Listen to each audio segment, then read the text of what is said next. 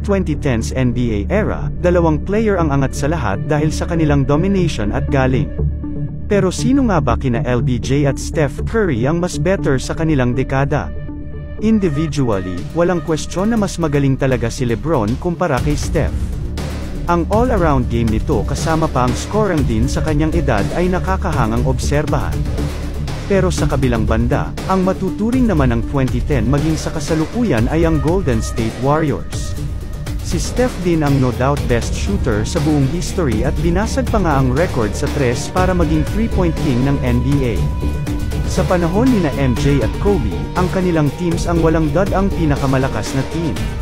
Pero kay James, ito ang kanilang katunggali na ilang beses silang pinaiyak sa finals.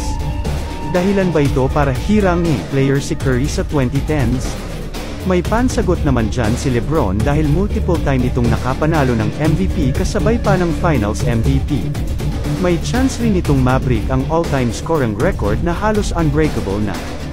Ikaw ba idol, sino ang tingin mong mas magaling sa dalawang superstar? Comment down below.